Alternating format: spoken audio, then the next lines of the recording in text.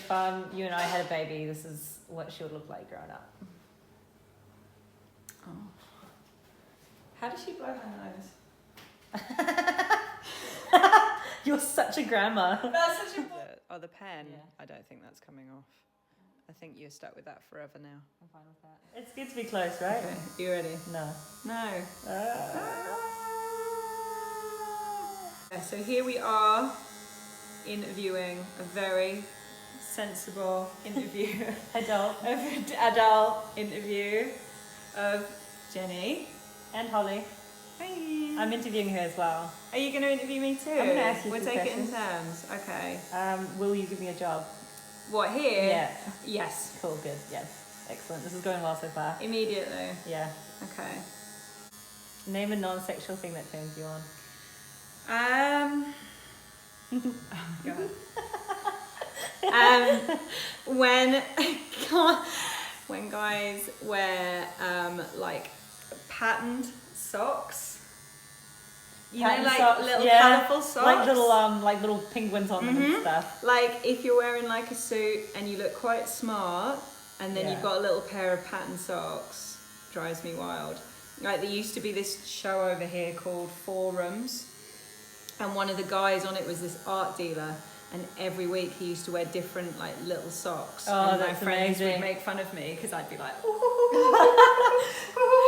Yeah, so nice they would be socks. like, check out, did you see your socks today? Holly? Yeah, Did you see yeah, it? yeah, literally sending me pictures of them. I can appreciate that, though. What's your answer? Like the most sexy thing that's not sexy. Like a not sexy thing. Like Do you like the Go shapes, for a the shapes of walk. nature that I'm just like, oh wow. Yeah. rub yourself on a No, rock? I don't have to rub myself Tree. on a rock. Just looking at it does it for me. Okay, I don't have to come into close proximity with it. that's Just looking at nice. You feel it with your eyeballs. it. Yeah, yeah. That's so Like nice. there's certain like little berries, and like the berries might have like a shine to it, and the shine is sexy. Or like, you shouldn't judge me because you were just talking about wanting to like do you socks. taste colours? Do you know what I mean? Is it like one of those? It's a little bit like that, yeah. Oh my god. I'm never going to be able to look at shiny Shiny berries, the same. Same way again. So, how did you get started in tattooing? Like, how long have you been doing it? I've been doing it for pretty much exactly the same amount of time as you. Yeah. I think because you say you've been doing it for about 4 years now. 4 I think give or take, I've been doing it for 4 years, but I feel like I've been in the industry since I was like maybe 16, 17. Because I guess it's like as soon as you step foot into a studio and start actually working in the studio, that's when you start learning. That's when you start picking up Yeah. on what you need to know as far as dealing with customers and dealing with designs and health and hygiene. Like you're going to start learning that regardless. Yeah. I approached the studio when I was 16 and you Yeah. kind of turned me away and you're like, okay, well you actually need to, come back with something a little bit more than just excitement and a good smile. So yeah, I came back maybe like a couple months later where I made like a good enough portfolio just of different designs and styles that I could made like draw. macaroni necklaces for Exactly. everyone as, like, I one thing I did that I just started drawing characters. So I was like, oh, actually this is pretty fun. So I guess one way that I did it, I just started drawing pictures for the people at the studio, and I know that was like, a way of just kind of trying to be nice, but showing that I cared and I had interest. But I ended up doing characters of the 3 people that I worked with at the first studio. And I got it framed and hung it in the shop, so regardless if they wanted it in there, What, you just forced yourself? Yeah, I forced myself. This is probably bad advice. Hi. So literally macaroni pictures framed and Wow. hung in the studio. But it worked. It worked, yeah. And just Then they couldn't giving get rid of you. a ridiculous amount of free hours to a studio and not really asking anything in return except for just not getting kicked out, I think was a good deal. Yeah. But I think, when I was doing it a little bit younger, I kind of didn't have anything to lose. So as long as I had enough money to pay rent and, keep myself alive, I put all the other hours that I could into the studio and just drawing and just learning and cleaning up and getting the shop whatever they needed. I get asked, like, what do you, like, asking me questions about tattooing and stuff like that with like people who've obviously learned how to do things like off the internet, and they want Yeah. me to tell them how to use their machines. Yeah. And I'll always kind of say, you need to get a job in a shop because there's so much more to tattooing than just how to use the equipment. Like there's it's the social side of it almost. But I feel like I have been fortunate at the studios that I've worked at, as far as just finding really nice people that are in it for the craft. It sounds like you've met nice people along your travels, like as you've been doing. I mean, stuff. you're pretty good. I'm alright. You're alright. I'm alright. You're nice on camera. Yeah, exactly. I just pretend to be nice. Are you doing them green? The frog? Yeah. No, purple. I just did the leaves green. Oh. They're like greeny yellow, because then I'm going to do this purple. Right. Do the flower like blue, but with a bright pink inside, like a turquoisey. Yeah, awesome. And then do the other frog a different purple, so they'll be like. And then are you gonna like something mix and different. match the crystals to match the opposite colours of the flowers? I'm gonna do them blue, so I'm gonna do like blue outlines, like so they'll go with this. Yeah. So it'll be same but different. Do you even know what that saying means? No. Does it not mean what I think it means? No, that's exactly how I use it, but I sometimes wonder if maybe it's an actual different. Because it's one of those ones that You see John Joe says it to me. You see it on t-shirts while you travel. Yeah. Oh God, maybe it doesn't mean what I think it means. Have you ever had something like that, like where you thought something meant one thing and then it meant something completely different? Yeah. Like, what is one? Prima donna. What did you think it meant? I thought it was like before Madonna.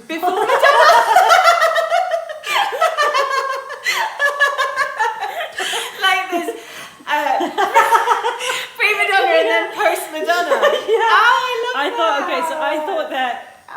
I guess in my own mind, the way I sort of connect to the dance bit without asking anyone what it meant was like a prima donna was someone who wasn't famous yet but acted famous. Yeah, but that makes sense. So someone who was just like, I want sparkling water instead of this tap water. Yeah, because they're a prima and they donna. haven't even proven that they're good yet, but they're acting as if they're hot shit. I love that. But turns out, no, completely wrong, as usual, like 20% accurate. That's cute though. That makes me love you more. That's really sweet. Aww.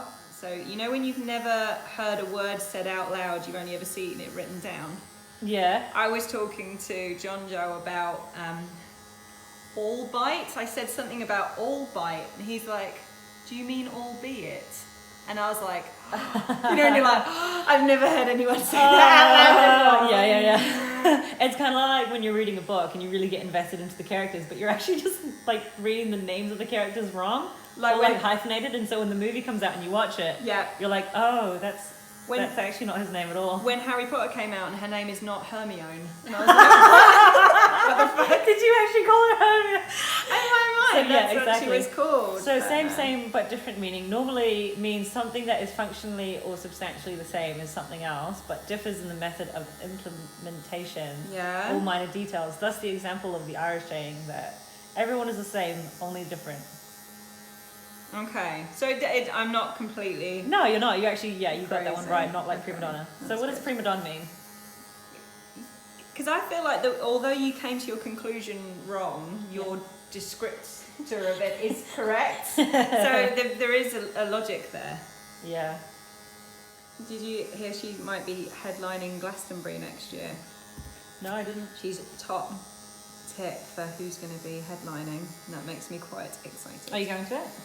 I don't know. So you're just excited about this thing that might happen, which you're probably not that I may or may not be part of. Yeah, I sometimes just knowing that things are happening around the world makes you happy. Excited. Yeah, like the National are going to be playing in Philadelphia, but whether or not I'm there makes me really happy. What, just that they're going to be? Yeah, just that they're going to be in Philadelphia. Oh God, I imagine seeing the National live is just a lot of people crying. It's just a lot of people standing around like really miserable. Hey, you know, it's listening like to this misery music. Everyone experience the National differently. Oh, I'd love to see them live. I reckon they'd be good. Are you going to say that you wouldn't be there crying? No, I'd be there crying. I cry at gigs a lot. When I went to see Coldplay, I cried so much I cried my contact lenses out. That's the most emotional thing I've ever heard. Oh my God, it was so many sad I can't see. Why can't you see? I've cried my contacts out. I was going, I'm just having such a nice time. Like this. If there was an example of being spiritual, that would be it. Do you think? Yeah. That's how I feel about it. We got there and I was like, can we go stand at the front? John Joe was like, all right, fine. So we went nearer the front And then I was like, can we go nearer the front? Closer, And he was like, I'm not being funny, but we're here like 5 hours early. Mate. And we were literally right at the front because they have 2 stages and we were there. Yeah. So when they were playing, Chris Martin came out and I was just like, ugh. He does this thing where he jumps in the air and as he lands, all these rainbow streamers come out. And I was literally just like, this is the thing, so it's like, big. okay, so if you really do love the band that you're going to see, it would be more crazy to get there 5 hours early and not go to the front. Exactly. Do you know what I mean? Exactly. And like at the end of the day, you can take shifts for going pee or wear an adult's diaper. I mean, there's no shame in that. Yeah, no, it's fine. It's fine. I just went in my handbag, but that's normal. You're a trooper. Thank you. I'm surprised you didn't grab some other person's handbag that may have been like possibly insulting your sister and this and that. Oh my god, no, that was a shoe. That was a shoe. It was a shoe. Yeah. It was a one-time thing. I camped out one time, the time when Marilyn Manson spat in my hair, I camped out at the front of that gig all day. Did Me and my friends had to wee in front of everyone. But that's what you'll do for true love. For Marilyn Manson's Marilyn Manson spit in my... Because you said you used to have your own, like, private studio. Yeah, I only did that for maybe like... I did it in 2 different places. So I did it both in Wellington, but the first house, like, I would so happily go back to working like that. The only thing that I didn't like is getting lonely, is like not working with other artists. Yeah, I bet. So I feel like the only person that I really talked to or really had an interaction with that day was either my flatmates at the end of the day or the one customer that I'd get. And like being a very social person, I feel like I wasn't getting enough. I wasn't learning enough from anyone else, and I was literally just pushing myself forward. Yes. And so it was fun, and it was perfect in every single way, except for the fact that I just didn't have anyone else to work with. So I wasn't bouncing off ideas with anyone. Yeah. I couldn't get excited about what they were doing. Yeah. I think you do end up, you have to kind of knock ideas against other people, don't you, Yeah. to progress. Like, I find it, You like, just- on guest spots and stuff, that's the best thing about it, is meeting other people, seeing how people do stuff. Yeah, exactly. Yeah. And so I was just getting really lonely, and I kind of felt like, as satisfying as it was, like literally living the dream, I was still missing out on something. So I think it was a good learning experience that, like, even having it all but being alone literally leaves you unhappy. So it was a good little life lesson to learn. And I guess it's just what you're like as a person, though, because for some people, that would be perfect. That would work. Yeah, they it's don't just- want lots of people in their life. They don't want to deal with other people. They would just rather do their thing and have their one customer and just like take it easy. But I think for me, I would rather work in a studio with a lot more artists. Yeah. Even if that meant like splitting the cost of the tattoo with the studio, because at the time as well, like I was doing my own taxes, I was running my own business, and I was making all the own money. Of course. So literally earning 100% of what I made was really good. Yeah. And then just supplying my own equipment and you know. It's something I found, because when I started working, like when I opened Gravity, I started working here, I was on my own. Yeah. And the weirdest thing about not working with other people is how on you everything is. Yeah. So if I didn't have something, it would be like, you better get all your supplies in, because otherwise you just can't work, because you don't have anyone to borrow stuff from. Yeah, exactly. So it forced me to be a lot more organised. Yeah, and so even though I was only running that studio for, I don't know exactly how long I was doing it, but I feel like it might have been like 6 to 8 months I was doing it, which doesn't seem that long, but it does in my world. Yeah. It really did teach me to plan ahead, even though if anyone knows me, they know I don't plan ahead. But I think in that, you know, buying your needles and buying your inks and having your disposables and doing all that, it kind of did help me in working in different studios to be a little bit more organised and not expect things from people. Yeah. Because I think it's quite a bad habit to just like put it on someone else that you don't have your shit, or that they didn't order it for you, when it's literally 10 minutes to order your own needles, or like 20 minutes to just do an ink order, and you have it and it's done and you don't have to make it anyone else's problem. I was so stoked to get a tattoo by you. Yeah, I love it so much. Awesome. That we can just trade and that. I've wanted a space crocodile for so long. Yeah. And just see, you were so excited about it, and then I was like, yeah. Well, you sort of mentioned it, and then I was just like, okay, yeah, no, we're doing that well, now. because I That's said definitely space happening. crocodile, and literally your eyes were like, what? Space crocodile? Yeah. Yeah, very exciting. I think especially after watching Annihilation and watching that movie and seeing all the girls in it and just going into the shimmer. Yeah, going And I into think, the shimmer. yeah. I think that was a really good movie. And it's kind of one of those movies I've shown like a lot of people and they've just been like, oh, wasn't that good? So I'm just Yeah, like, I loved it. Yeah, I thought it was me too. really good. I thought it was most The ending was a bit weird. It was I weird. think it needs a second viewing, I think. I think Yeah. that you need to watch it twice to really appreciate it. But yeah, I thought it was very good. I like how the shimmer just like mirrored its surroundings. So, you know, with her at the end when she attacked it, it attacked her. Yes. You know what I mean? Yeah. Yeah. Because you could see it with those. Do you remember those two little deer that she spotted?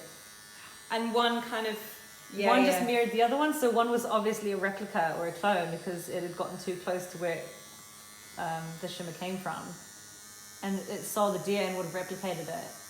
But because the deer would have been just like harmless, it would have just copied it around the place. Yeah. Which is quite neat. I It guess. is cool. I really hope that I get to see aliens in my lifetime, that we meet.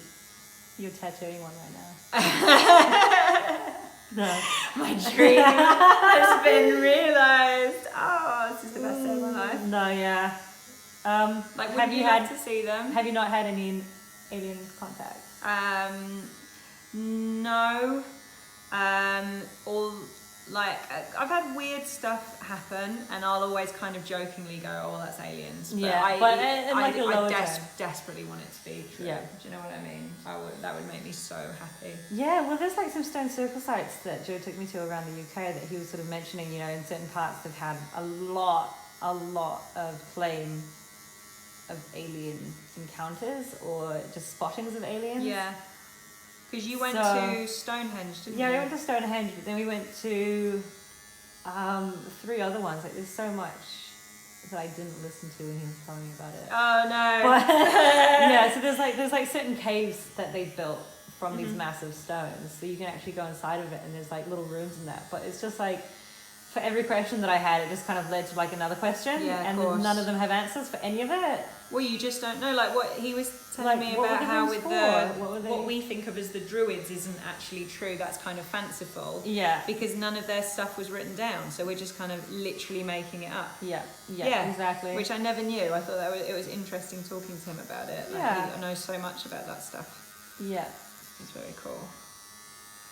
But yeah, again with like these stone sites, like they are based around areas that they've had a lot of weird encounters with extraterrestrials, I guess you could say. Yeah. But I think these stone sites were often used as places to congregate for rituals or for a community-based type thing.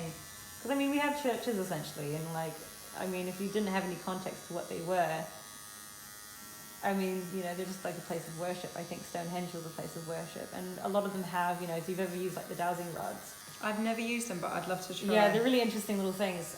You walk around Stonehenge and they point towards it, and then you go in and they just go in on themselves. So there's some kind of magnet. I never knew inside that. of it, yeah. I never knew that. That's really cool. And they've dug around it. They haven't found anything, but it's just like it's obviously got like a high place of power, like energy. So it's frequencies going on there, and you know, who knew like what they used it for as like a place to recharge or a place to heal. Or I never knew that. That's really cool. Whether it was like, you know, in our terms, I guess like a place of hospital to get better, or you know, whether it was like everything in one, where it was like a place to meet on your travels. Because essentially, like the UK is really spread out, and they are quite spread out. So well, they're kind of in the middle of nowhere, aren't they? Yeah, but I mean, you know, back in the day, if their houses were built in wood, they would be long gone anyway. Yeah. Well, that's it, because that's all that stays behind, isn't it? Because they say that with the Sumerians, because they made their structures out of clay, but they put all their writings onto stone tablets. We've got the tablets, but not the buildings. But like with the Egyptians, it's the other way around, because they built their buildings out of stone, but they wrote their information on papyrus. Yeah. So there is all this stuff that gets lost. Joe's got like a little hot take on it. Yeah. There's a lot of question about, you know, with the brain and the hemispheres. Yeah. Like not being attached back in the day, because you know how they're attached now. Yeah. You know, they sort of talk about it in different interviews and just, you know, hot takes on the situation. Yeah. With these people that we're building these massive, large-scale monuments. Yeah. With rocks and everything. you know, they would have taken years to make such a simple structure, that it's just like, why would you do it? What is the need for it? Yeah. That perhaps a lot of these people were sort of on a subconscious level all wanting to make something new and kind of learning from one another to make something new and like cohabitate together to build something creative that, you know, one person starts picking up an antler and starts to dig. Another person sees them doing it and starts to do it as well. That it's not so much the point of making it happen, but it's just the point of doing it. But almost like if one person starts yawning, then other people will start doing it just because so they're like, oh, that's what we're doing. Idea of our brains being a lot more connected as far as more like a subconscious level than what we have as like individual consciousness now. Do you mean that because it's so hard to get people incentivized to do something these days. Do you mean that if the hemispheres used to be split apart, that means that our actual brains were physically different, which means they would be able to do different things that we can't understand now? Yeah. That's interesting. Yeah. Okay, I think I get it. So they were sort of viewed as these more Neanderthal type people that maybe having them not with such identities as ourselves left them with a closer connection with the world and with the axle and with the tilt and with the world that it actually is. So with them being able to get in line with the stars and the moon and being able to guide themselves with these stone structures, you know, they were able to learn where the equator was with it. Yeah. And sort of set it up to be on the axle with the world and the stars and seasons and stuff. But I do think there is a tendency now, because we sort of almost worship science, that it's like if we can't apply our own understanding to something, then it can't possibly exist. Yeah. You know? Like I was hearing about this theory that because the universe is expanding apart at such a rate, there will come a point in the future where our star maps won't make sense anymore, because we'll be so far apart that we couldn't possibly measure this thing. So people will look back on our time in the future and say, well, they must have been fanciful or full of shit, because what they're saying was in the sky couldn't have possibly existed, but we know it to be true. Yeah. Almost like if you can't measure it, then it can't be real. Yeah. I guess that's the thing of like seeing versus believing. Yeah, exactly. Because I like to listen to a lot of podcasts, particularly about space. I think I don't always understand it, and it does freak me out a bit, but I like it. You know? Yeah. It's cool. It's cool. Yeah, so I'm just looking at Stonehenge now, just to get my facts right. So did you do, when you went, did you do the dowsing thing? No, but Joe was telling me about it when he did it with this one dude. He ended up going out to this one other stone site, which is like a little bit of a trek, and he just saw one of the dude there with his little dowsing rod. And he was telling Joe about it, but he really didn't give a shit whether Joe believed him or not. He was just like, yeah, try it for yourself, here you go. Give a little hand. And so Joe walked around it. And you just kind of hold them relaxed in your hand, so you're not actually tilting them towards anything. They move themselves. Because you don't want to influence them. No, you don't want to influence it, yeah, so they change on their own. That's very cool. But, you know, it's stuff like that you watch for real life. You see it for yourself, and you're just like, okay, well, science, come on. Yeah. Let's figure this one out. Hey, so, have you ever had a go on a Ouija board? On a Luigi board? On a Luigi board? Not properly. No, I would never do it. No, yeah, I did in a sense. Yeah, I did it with my friends a little while ago. But did you? Oh no, I've never done. I've never done Candyman. I've never even done Beetlejuice, because I'm like, don't mess around with that stuff. You know? Yeah. I don't like it. I just watched Hereditary, and I'm like quite switched off from wanting to ever do. What did you think? I loved it. Did you love it? I loved it so much. I want to. I'm always impressed by that director, and like it's the same with The Witch as well. Like I know people that watch The Witch, and they're like, oh, I just didn't really get the ending. It was quite abrupt, and I'm just like, yeah, well, that's how endings happen. Yeah.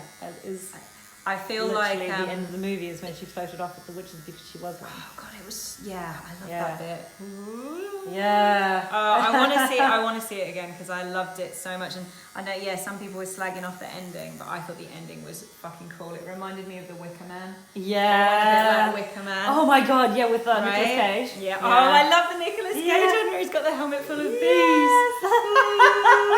I love it. So cool. Oh my god. I've got like a full bladder. Yeah. Well, I think then maybe that's a good point to end our little interview. I feel like we didn't do much interviewing. No, we just talked shit. Oh, it was fun though. I had a nice time. That was good. We might, Yeah. try a little bit again next time. Bye, YouTube. Bye. Mary talk shit. Okay, no, you can go.